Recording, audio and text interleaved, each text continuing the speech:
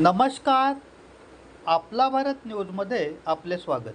लैंगिक अपराधाच्या प्रकरणामध्ये पीडित व्यक्तीशी न्यायालयीन प्रक्रिया अधिक संवेदनशील, सन्मानपूर्वक आणि सहानुभूतीने हाताळली जावी यासाठी सर्वोच्च न्यायालयाने महत्त्वाच्या मार्गदर्शक तत्त्वांवर भर दिला आहे. लैंगिक अपराधांशी संबंधित प्रकरणांमध्ये न्यायालयीन कामकाज करताना करुणा, सहानुभूती आणि संवेदनशीलता असणे आवश्यक आहे असे सर्वोच्च न्यायालयाने स्पष्ट केले आहे. न्यायव्यवस्था ही केवळ कायद्याच्या तरतुदींवर आधारित नसून मानवता, समजूतदारपणा आणि निष्पक्षता यांचाही त्यात समावेश असला पाहिजे असे न्यायालयाने अधोरेखित केले आहे.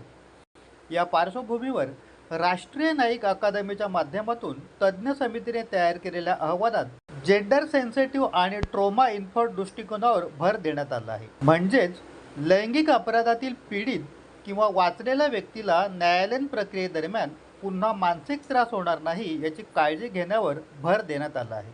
विशेषतः उलट तपासणीच्या प्रक्रियेत पीडित व्यक्तीला असंवेदनशील प्रश्नामुळे पुन्हा मानसिक अपघात होऊ नये हा या मार्गदर्शक तत्त्वांचा महत्त्वाचा उद्देश आहे. पीडित व्यक्तीच्या भूतकाळातील लैंगिक इतिहासाचा अनावश्यक संदर्भ देणे किंवा अयोग्य बाबीवर भर देणे टाळण्याबाबतही मार्गदर्शन करण्यात आले. या मार्गदर्शक तत्त्वामध्ये सन्मान, समानता, गोपनीयता, शारीरिक हक्कांचे संरक्षण आणि स्वायत्त यांना महत्त्व देण्यात आले आहे.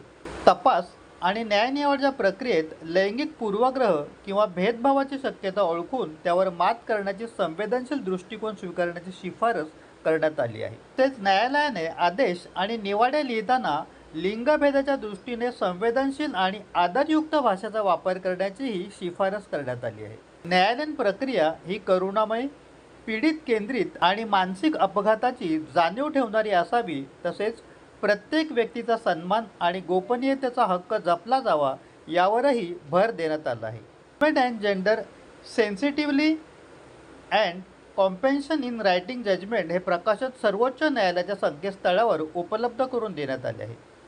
सुप्रीम कोर्ट ऑफ इंडिया पीडितेला न्याय देताना तिच्या सन्मानाचे आणि मानसिक सुरक्षिततेचे संरक्षणही तितकेच महत्त्वाचे आहे हा संदेश या मार्गदर्शक तत्त्वातून स्पष्ट होतो.